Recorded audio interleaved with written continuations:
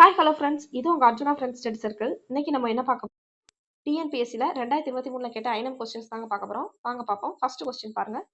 கிபி 1891 நிறுவப்பட்ட திராவிட மகாஜன சபை அதன் முதல் மாநாட்டை டேஸில் நடத்தியது.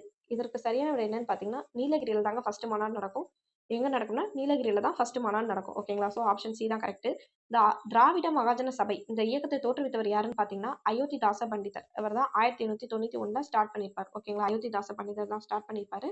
இவர் வந்து திராவிட மகாஜன சபையில திராவிட பாண்டியன் அப்படிங்கிற ஒரு இதழை நடத்தியிருப்பார். யார் கூட சேர்ந்தா ஜான் திரவியம் அப்படிங்கிறவர் கூட சேர்ந்து திராவிட பாண்டியன் அப்படிங்கிற ஒரு இதழை நடத்தியிருப்பாரு.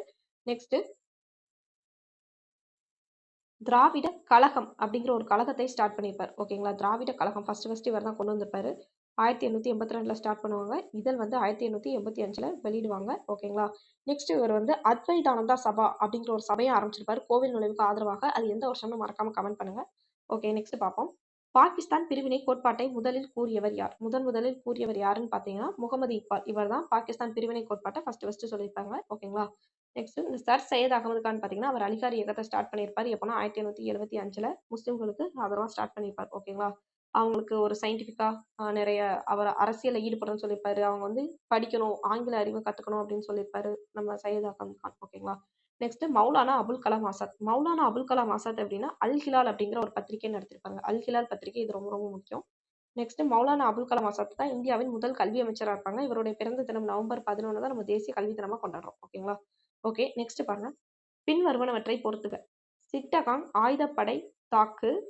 இது யார் வருவாங்கன்னு பார்த்தீங்கன்னா கல்பனா தத். அவங்க தான் சிட்டகாங் ஆயுதப்படை தாக்கு. ஓகேங்களா? நெக்ஸ்ட் கான்பூர் சதி வழக்கு. கான்பூர் சதி வழக்கு யார் வருவாங்கன்னா எம்என் ராய். அவர் தான் கான்பூர் சதி வழக்கு கைதாவாரு. நெக்ஸ்ட் லாகூர் சதி வழக்கு. லாகூர் சதி வழக்கு யாருன்னு பார்த்தீங்கன்னா பகத்சிங். பகத்சிங் தான் லாகூர் சதி வழக்குல இது பண்ணியிருப்பாரு. அவர் வந்து இவரை கொன்றுவார். ஓகேங்களா? அதாவது யாருன்னா லாலா லஜபதி ராய் வந்து சைமன் கமிஷன் அந்த இதுல பயங்கரமா தாக்கப்பட்டிருப்பாரு. அந்த டைம் அதை பழிவாங்கிறதுக்காண்டி சாண்டர்ஸ் அப்படிங்கிறவரை கொண்டுப்பாரு. ஓகேங்களா? ஆனா அவர் தப்பான ஆளை மாத்தி கொண்டுவாரு.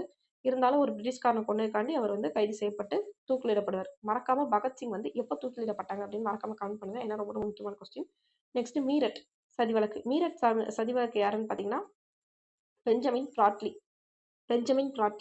அந்த பெஞ்சமின் பிராட்லி, பிரான்ஸ் ஹட்சின்சன் அப்படின்னு ஒரு ஆங்கிலேயர்களும் கைது செய்யப்படுவாங்க மீரட் சதி வழக்குல. ஸோ இது வந்து ரொம்ப பெரிய நியூஸ் ஆகும் இதனால. ஓகேங்களா? ஸோ ஆப்ஷன் வந்து பாம்பே இதுதான் கரெக்ட். நெக்ஸ்ட் பாருங்க. நெக்ஸ்ட் ஓகே ஃப்ரெண்ட்ஸ், நம்ம இது வரைக்கும் பார்த்துருக்கோம். நெக்ஸ்ட் ஸ்டார்ட்ல பார்ப்போம். மறக்காம நம்ம சேனலுக்கு சப்ஸ்கிரைப் பண்ணிக்கோங்க. உங்க ஃப்ரெண்ட்ஸுக்கு ஷேர் பண்ணுங்க. நம்ம ஜிஎஸ் கிளாஸ் கண்டினியூஸாக அப்லோட் பண்ணிட்டு வரோம். ஓகேங்களா?